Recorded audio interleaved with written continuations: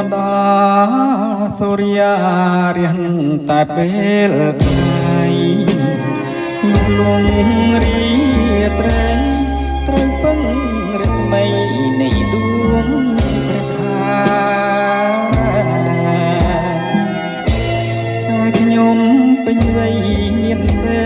រីតែដូចជាគ្មានន័យទេបំរើចិត្តគេជាងខ្លួន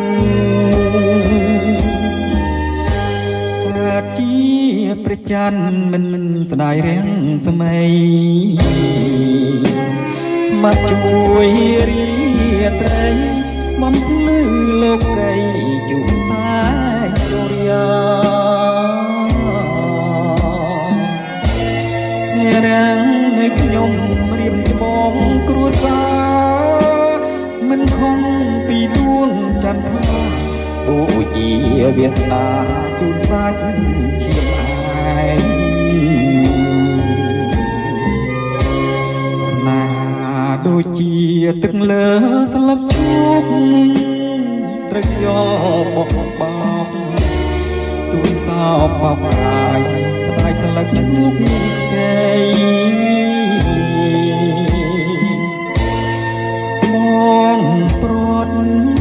ពីស្រីតែចិត្តមេត្រីរលាយផែនដីក៏នៅ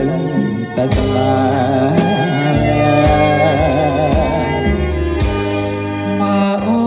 នជាបងតើធ្វើយ៉ាងណាមកខាងស្នេហាមកខាងទៀតគ្រួសារដែលត្រូវដោះស្រាយអូនអើយស្នេហាអ្នកណាមិនស្ដាយ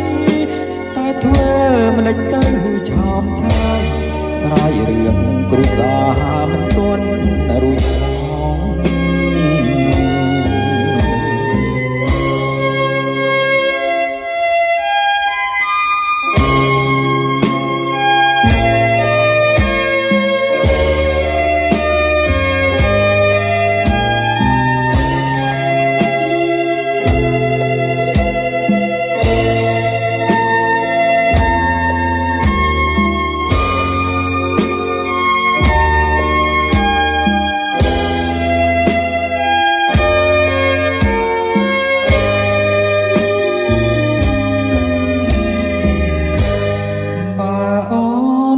ជាបង